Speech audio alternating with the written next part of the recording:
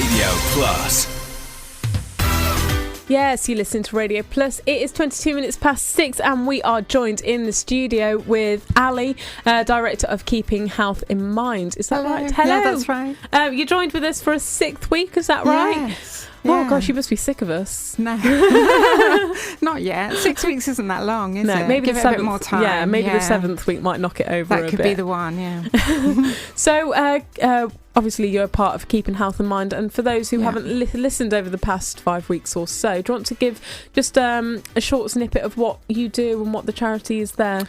So we are a Christian mental health charity, helping to equip churches to be promoters and protectors of good mental health, encouraging people to just have a conversation about mental health, to start talking about it and to be there for each other when people are struggling with mental health problems. And that covers like a whole array of things, like we've talked about depression, self-image, which obviously I guess would kind of cover a lot of teenage girls out there. Yeah, is that absolutely. Right? Yeah, and this week we're going to talk about self-harm. Yeah, we are. So this is the last subject that we're talking about. So sure. Self-harm. And how does that affect young people? Is it young people in particular that you find self-harm is a problem with? Well, I'm not sure that it's just young people. Yeah, do you think? But I guess that's what we might hear about. Yeah. And I'm not sure whether self-harm is now more prevalent than it used to be back when I was a young person. But I do think that people are more open about it now. Right, yeah. And maybe it is more prevalent. I'm not sure. So what kind of things do you think would cause people to self-harm? What is it that triggers this kind of emotion offset? Well, I've brought my lovely friend Lorraine with me today, Yeah, sure. who's one of our trustees. So what do you think, Lorraine, about that? I think there's a whole host of reasons as to why people do self-harm.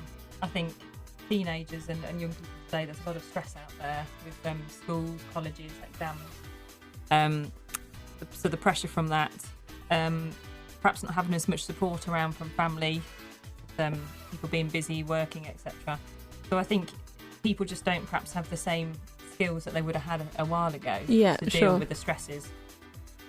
And what do you think causes the stress for people that would obviously consequently make them self-harm? Well, we've talked a lot, haven't we, over the last 6 weeks about the different pressures that people are under, and especially young people. Yeah. So we talked about the pressure of exams, the pressure of looking for work when there's not much work around. Yeah, sure. The pressure, like Lorraine was saying, of sometimes family being spread out or broken relationships. And often if people self-harm, they might not have learned good, healthy ways of coping. Yeah, sure. And so self-harming might be a way of coping when they feel like things are overwhelming, when they're not sure how to deal with their emotions, when they're not sure what else to do, and that might lead to self-harm because they're not maybe as resilient as they could be, and that might lead to using it as a way of coping. And it says here in Coventry, 46% of teenagers say that they sometimes keep worries to themselves because they're too scared to talk about it with their parents in particular. Why do you think that is? Well, I think that seems like a lot, doesn't it? Yeah, it 46%. does. I mean, like almost half of teenagers seem that they can't feel as though they can open up, essentially. And maybe, I don't know, I would just really hope that even if people can't talk to their parents, there might be someone else that they would be able to talk to. And I think that's where church can be brilliant, because hopefully we can be places where people can talk about those things that maybe they're not able to. I think also people, especially young people, can feel like they have to be quite self-reliant. Yeah. Like they have to make their own way in the world. And maybe therefore they don't want to show a sign of weakness. They don't want to say, well, this is a thing that I'm really struggling with. Yeah. And could you help me out with it? They'd rather try and find a way of dealing with it themselves. And if people feel like, if there's listeners out there and they think, oh yeah, that might, there's something about me that finds, that they fit into that category as though they can't talk, or they feel like they have to look after themselves. Because I think maybe there's a lot of pressure for teenagers to grow up, because obviously in school it's kind of, you have to feel as though, you have to take care of yourself and grow up and be less reliant on those around you. So do you think there's any way that they can just open up, essentially? What do you think, Lorraine? Got any ideas? Question, really, isn't it? Yeah, it's a good question. I'm hoping you have. I think just talking to talking to friends, talking to older siblings to help them, try and encourage them to talk things through. And as Ali says, to go to places like churches where they can go talk confidentially to people, not feel judged, not worry about sharing thoughts and fears with people. But I think ultimately it's perhaps something that needs to go a bit deeper, and that schools need to start doing more work with young people to actually teach them skills in assertiveness, in coping styles, in order to help them when the stresses get too much, so that they know that there are effective ways that they can learn to cope with it. Yeah, and it says your charity found that, and that mental health problems can happen to anyone at any time, sort of thing. So obviously for people that think they're normal, but then they have this sudden realisation that something mental health related has hit them. Yeah. Is there things, your charity Keeping Health in Mind, a way that they can help those sort of people?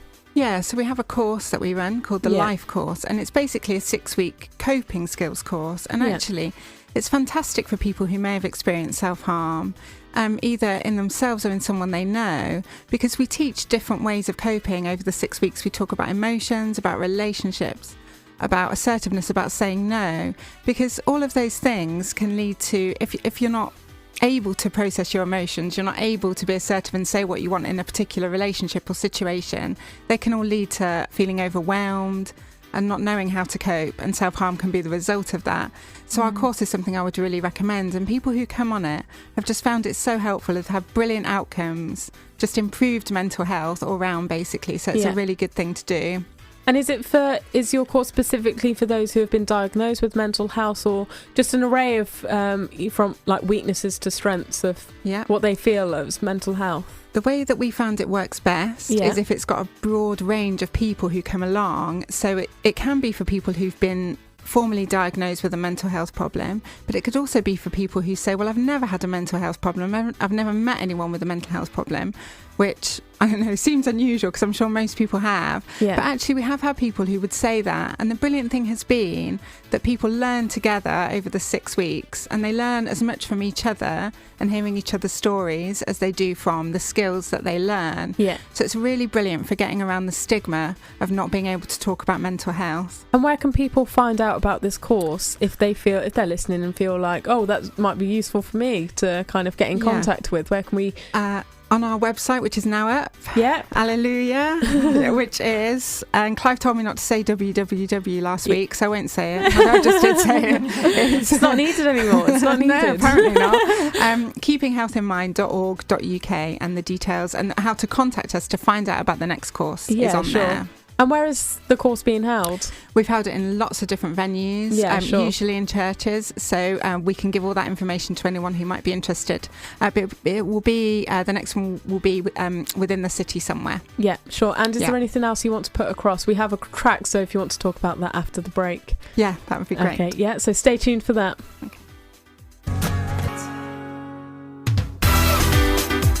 Yes, you listen to Radio Plus, and it is 27 minutes past 7, and we are joined in the studio with Ali and Lorraine.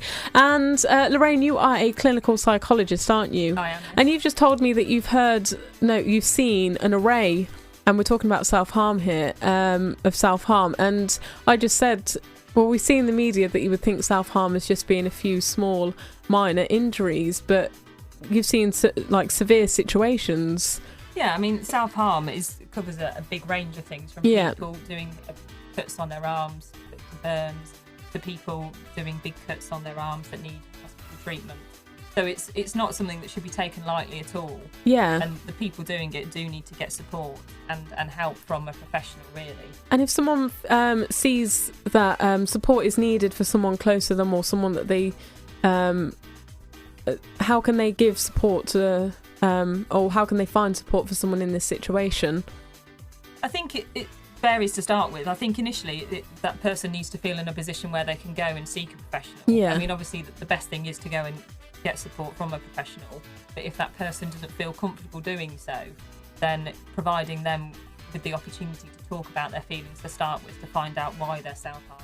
Yeah. Because there's often something that's an emotion that's gone beforehand that's triggered them to do the self-harm. So try and find out what emotion that is, and if they can manage that emotion in a different way, But professional support really is the best thing for them if they feel ready to do it. Yeah, I mean, most people will find it awkward to talk about it, and would keeping health in mind help people to avoid talking about this awkwardness if they find someone else in this situation? Because the statistics here for I think it's almost a third of parents would avoid talking to their children or someone close to them about a situation like self-harm, because it seems to be a bit of a taboo kind of awkward topic. I think anything we can do to make sure it's not taboo is really good. Yeah. And we shouldn't be frightened about talking about it, because we should be more frightened of not talking about it. Yeah. And I certainly have talked to my children about it, and just to